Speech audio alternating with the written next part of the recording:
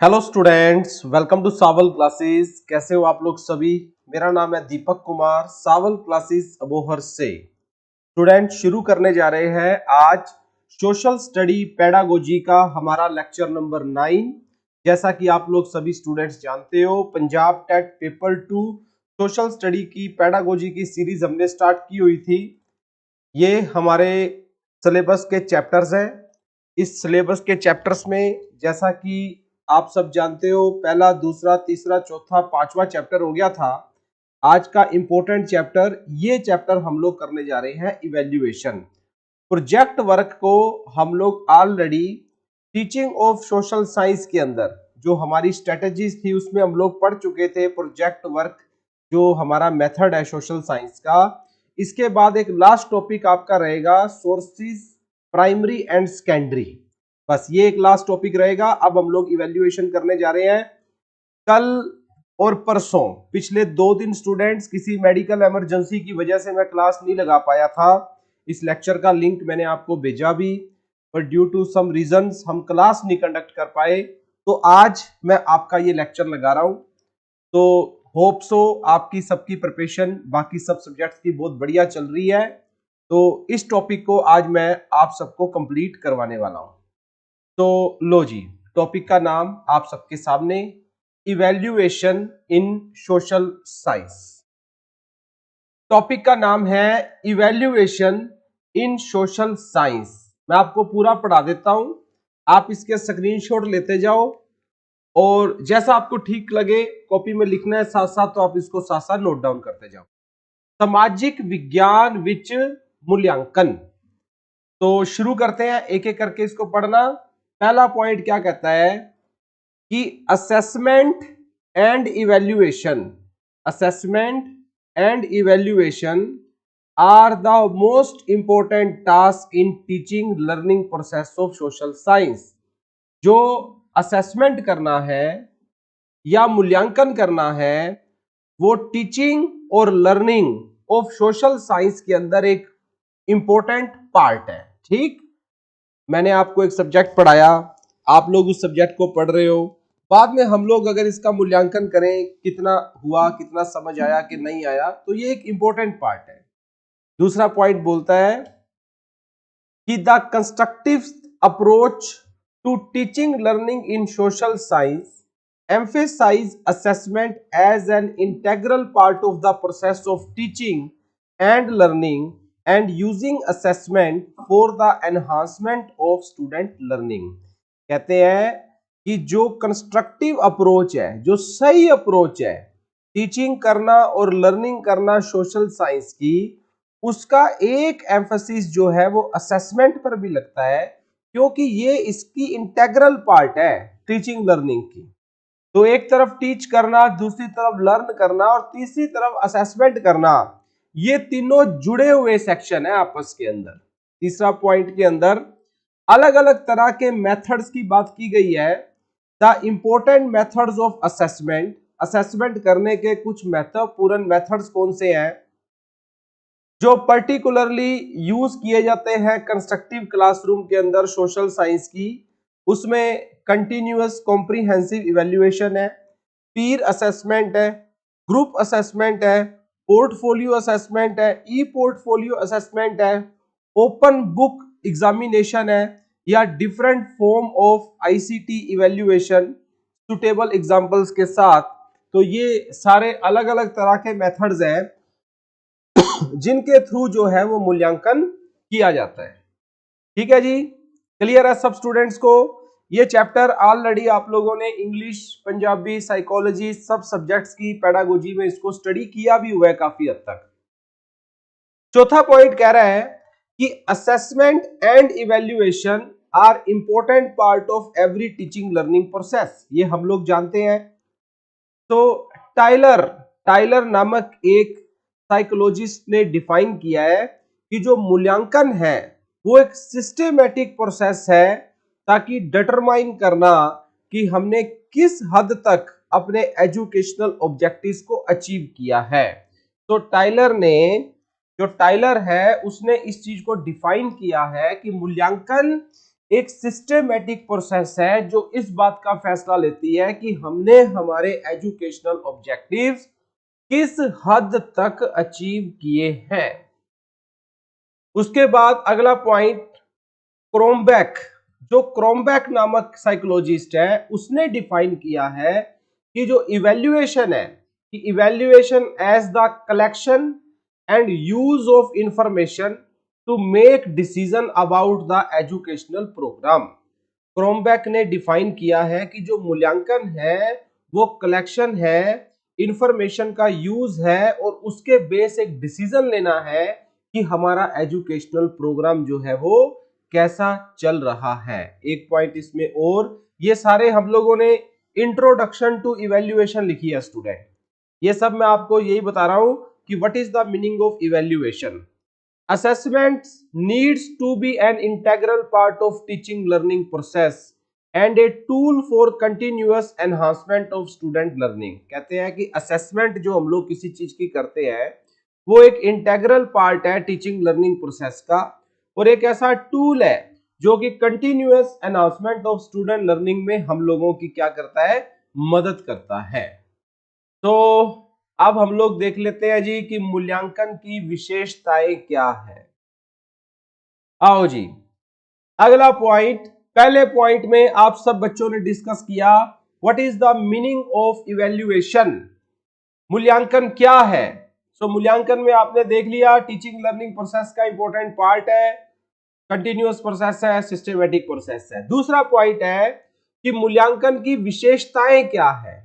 तो पहली विशेषता क्या है, एक योजनाबद्ध प्रक्रिया है, it is a systematic process, step by step चलती है ये।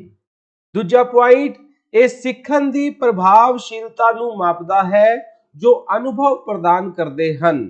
It measure the effectiveness of learning, learning की इफेक्टिवनेस का इसको पता लगता है कि उसमें क्या एक्सपीरियंस प्रोवाइड किए जाते हैं। तीसरा पॉइंट, ਇਹ ਮਾਪਦਾ है कि हिदायतां दे उद्देश्य कितनी दूर तक प्राप्त किए गए हैं। हम लोगों ने जो हमारे इंस्ट्रक्शनल ऑब्जेक्टिव डिजाइन किए थे वो किस लेवल तक हम लोगों ने अचीव कर लिए, ये हमें मूल्यांकन से पता लगता है। ये एक निरंतर चलन वाली प्रक्रिया है, ये बिल्कुल ठीक है।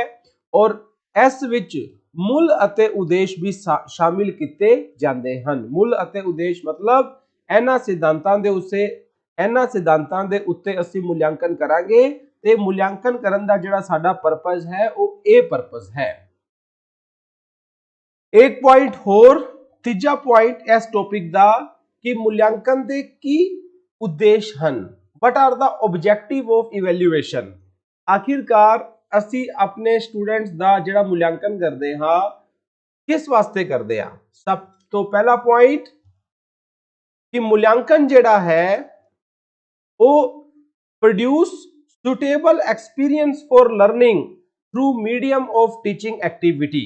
अध्यापन गतिविधियां दे माध्यम राही सिखण लई ढुकवे अनुभव पैदा करना हुंदा है। दूजा, मूल्यांकन का मकसद जेड़ा है वो बिहेवियरल चेंज दे वल इशारा करता है। एक व्यक्ति दे व्यवहार दे विच कितना बदलाव आया, जिवें cognitive domain, affective domain, psychomotor domain, तीनों तरह के डोमेन दे विच कितना बदलाव आया, ये बिहेवियरल चेंज जेड़ा है चेंज वाल इशारा करता है। तीजा point, determination and definition of educational objective. असी मूल्यांकन करते हाँ ताकि विद्यक उद्देशां दा निर्धारण अते परिभाषा नूं डिफाइन किया जा सके। मूल्यांकन करन दा साडा की मकसद है कि दसे गए सिखण दे नतीजियां की प्राप्ति दे मद्देनजर हिदायत दी प्रभावशीलता का पता लाउण लई, मतलब हमने जो इंस्ट्रक्शन डिजाइन की थी, हमने जो ऑब्जेक्टिव डिजाइन किए थे उनको अचीव करने में हम लोग कितने इफेक्टिव हैं, इसलिए हम लोग मूल्यांकन करते हैं। कुल मिला के पहले 3 पॉइंट्स में तो स्टूडेंट हम लोगों ने यही डिस्कस किया है what is the meaning of evaluation. ठीक, what is the meaning of evaluation, हमने पहले 3 पॉइंट्स में यही डिस्कस किया है। और इवैल्यूएशन क्या है ये आप लोगों ने ऑलरेडी पढ़ रखा है पहले से। अब है इवैल्यूएशन बेसिकली कितने तरह की है?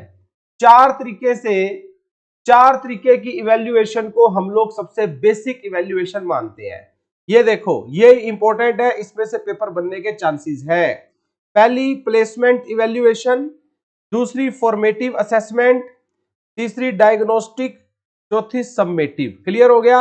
इसका स्क्रीनशॉट ले लो चाहे आप लोग students. Placement assessment, formative assessment, diagnostic और सबमेटिव।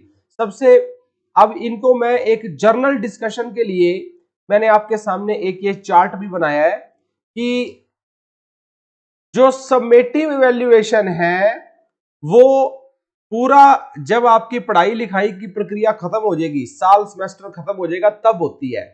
आफ्टर इंस्ट्रक्शनल प्रोसेस उदों की जाती है सबमेटिव इवैल्यूएशन।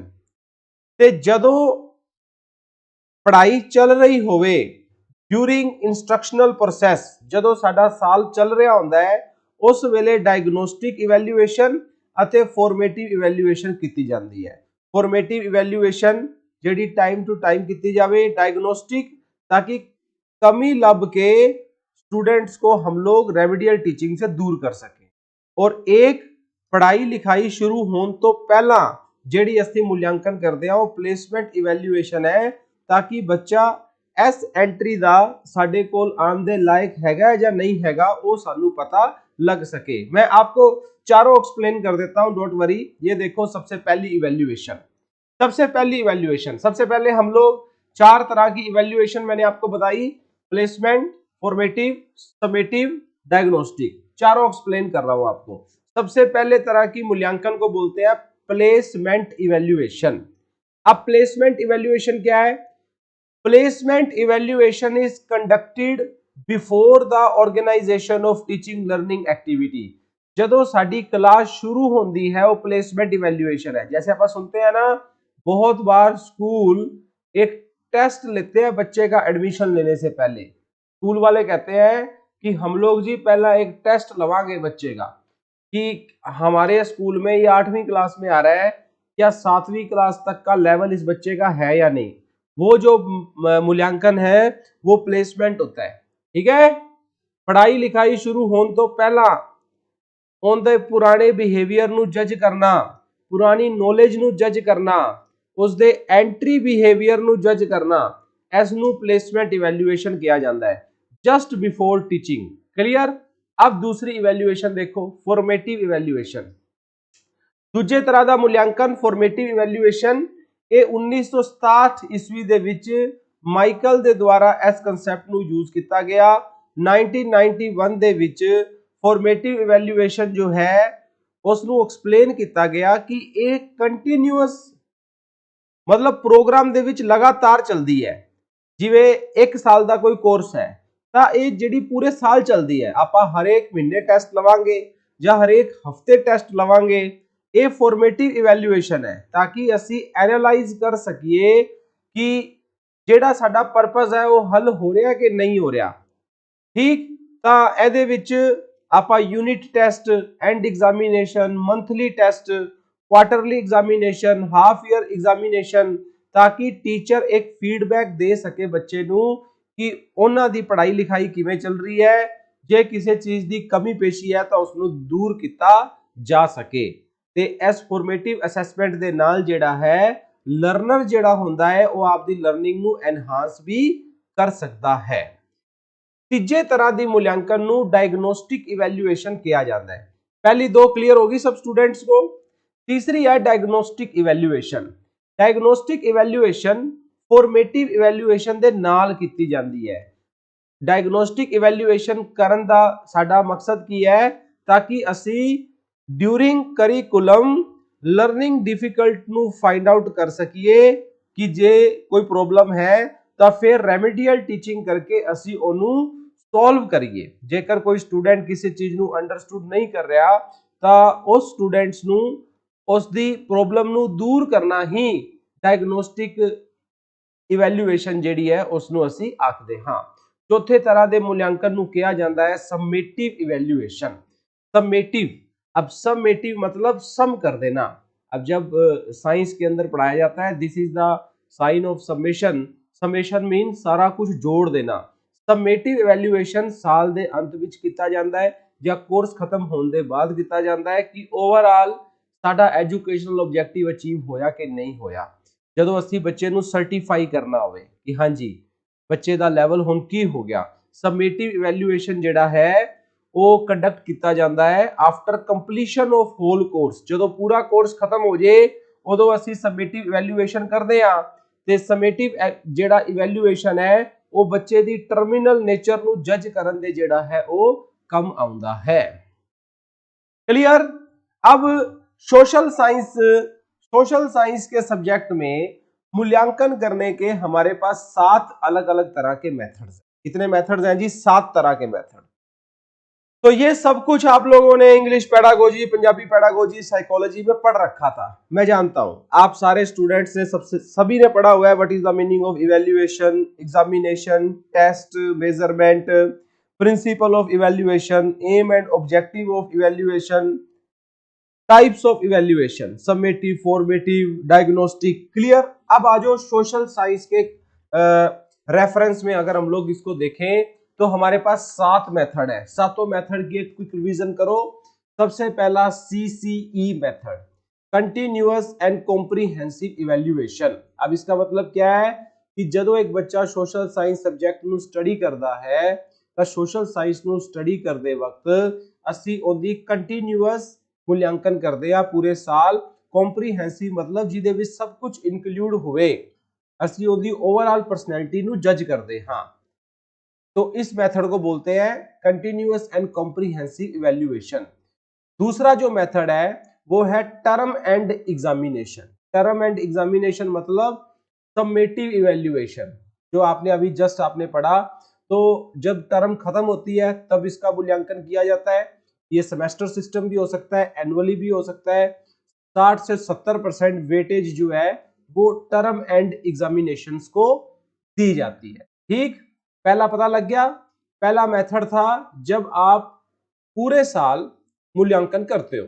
हाँ जी, हाँ जी, शिखा 2023 वाला पेपर शेयर कर दिया है जी टेलीग्राम के ऊपर, आप चेक कर लो। सावल क्लासेस PS टेट अपने चैनल पर पंजाब टेट के आपके 10 के 10 ओरिजिनल पेपर शेयर हो चुके हैं कंप्लीट। और दूसरा जो टर्म एंड पर हो वो टर्म एंड एग्जामिनेशन। तीसरा सेल्फ असेसमेंट। हम लोग तीसरा मेथड है जहां हम लोग बच्चे को खुद मौका देते हैं अपने आप को असेस करने के लिए। असेसिंग द सेल्फ, अपने आप का मूल्यांकन करना, ये एक इफेक्टिव टेक्निक है असेसमेंट करने की, जिससे बच्चा अपने आप को सेल्फ इवेल्युएट करता है। स्टूडेंट कोई बना बनाया चार्ट, अपने टीचर जो है कोई बना बनाया चार्ट बच्चों को दे सकते हैं कि उस चार्ट के बिहाफ के ऊपर वो अपना इवेल्युएशन करते हैं और इससे उनको अपना स्ट्रॉन्ग और वीक पॉइंट्स जो है वो सब्जेक्ट के पता लगते हैं। चौथे तरह के मूल्यांकन को पीर असेसमेंट कहा जाता है। पीर असेसमेंट कौन सी होती है? जहां एक बच्चा अपने साथ वाले का मूल्यांकन करता है। अब मान लो एक क्लास के अंदर 20 स्टूडेंट्स हैं, जब वो आपस में एक दूसरे का मूल्यांकन करें उसको पीयर असेसमेंट के रूप से जाना जाता है। पीयर असेसमेंट में टीचर एक गाइड और फैसिलिटेटर की तरह काम करता है और लर्नर्स जो है वो ज्यादा लिव और इंटरेक्ट अपने पीयर्स के साथ रहते हैं। और पीर असेसमेंट से हम लोग एक दूसरे की स्ट्रेंथ और वीकनेस को जज कर सकते हैं। ये पीर असेसमेंट भी एक गाइडेड मीडियम के अंदर की जाती है। क्लियर है? 4 तरह की असेसमेंट। पांचवी है ग्रुप असेसमेंट। ग्रुप असेसमेंट भी आज के टाइम सोशल साइंस की एक बड़ी इंपॉर्टेंट टेक्निक है। आपको ध्यान होगा कि सोशल साइंस के कई सब्जेक्ट ऐसे हैं जो ग्रुप पे फोकस होते हैं। जैसे हम लोग किसी फील्ड को विजिट करते हैं, या हम लोग किसी प्रोजेक्ट को बनाते हैं, या कम्युनिटी का सर्वे करते हैं, तो पूरे ग्रुप में करते हैं ना। तो ग्रुप के अंदर जब हम लोग करते हैं तो हम असेसमेंट करते हैं कि ये एक टास्क था जो इन 10 स्टूडेंट्स ने मिलकर करना था। इन 10 स्टूडेंट्स की सबकी इनपुट क्या रही, अलग अलग सबकी इनपुट को स्टडी करना, उसके अकॉर्डिंग उनके मार्क्स लगाना, ये क्या कहलाती है? ग्रुप असेसमेंट के रूप से हम लोग इसको जानते हैं। उसके बाद छठे नंबर पर है जी पोर्टफोलियो असेसमेंट। पोर्टफोलियो असेसमेंट का मतलब क्या है? एक स्टूडेंट का हम लोग पोर्टफोलियो बनाते हैं कि मान लो सोशल स्टडी के हम लोगों के पास 4 पार्ट है, 1 2 3 4। हिस्ट्री, पॉलिटिक्स, ज्योग्राफी और इकोनॉमिक्स। तो इन चारों पार्ट्स के अंदर कोई स्टूडेंट कितना कितना बेस्ट है, उसके अकॉर्डिंग उसकी असेसमेंट करनी, content wise, topic wise, chapter wise, उसको पोर्टफोलियो असेसमेंट कहा जाता है। और सबसे लास्ट है open book examination. Open book examination ये 7वां मेथड है इवेल्युएशन करने का सोशल साइंस के अंदर, जहां हम लोग बच्चों को बताते हैं कि आप अपना पेपर किताब खोल के भी कर सकते हो।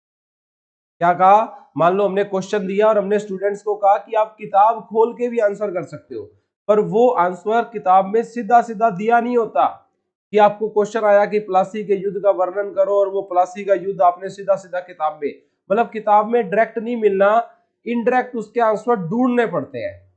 ऐसा करने से बच्चा उसको क्रिटिकली एनालाइज करता है।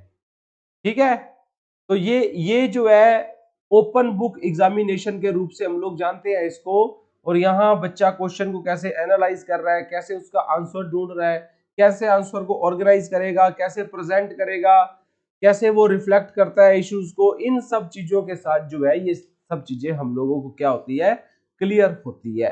तो ये अपना आज का लेक्चर था। मैंने ज्यादा टाइम आप लोगों का नहीं लिया क्योंकि कल आप लोगों का पेपर है। मैंने आपको 7 तरह की इवेल्युएशन सोशल साइंस में बताई।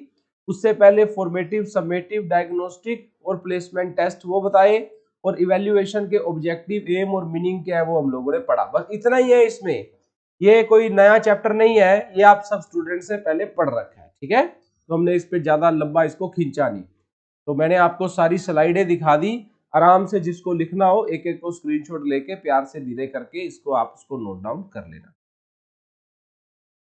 ठीक है, अब मेरे अकॉर्डिंग आपके देखो, वैसे सावल क्लासेस किसी भी सब्जेक्ट को कराने के लिए उससे 4 गुना ज्यादा सिलेबस कराती है। हम लोग ऐसा नहीं कि जितना सिलेबस में लिखा है उतना ही कवर करते हैं, पर इस सीरीज की शुरुआत हमने आज से कुछ दिन पहले ही की, आज से कुछ दिन पहले ही की। तो अवेलेबल टाइम में, अवेलेबल रिसोर्सेज में मैं आपको ये चैप्टर जितने बेस्ट करवा सकता था मैंने आप सब स्टूडेंट्स को कराए। नो डाउट आने वाले दिनों के अंदर हम लोग इस सब्जेक्ट को भी 4 टाइम ज्यादा कवर अप करेंगे जितना ये दिया हुआ है। तो anyways thank you very much, और आपकी बेस्ट ऑफ लक की एक वीडियो मैं अलग से बनाऊंगा भाई। इसके अंदर मैं आपको बेस्ट ऑफ लक नहीं बोलने वाला, फिर भी बेस्ट ऑफ लक। ठीक, डोंट वरी, डोंट वरी, सब ठीक जाएगा, सब ठीक जाएगा, सब बढ़िया जाएगा, डोंट वरी, चिंता मत, मतलब चिंता नहीं करनी, सब कुछ ठीक होगा। तो थैंक यू, मिलता हूं थोड़ी देर तक, आपको इंफॉर्मेशन ग्रुप्स में आ जाएगी। बाय।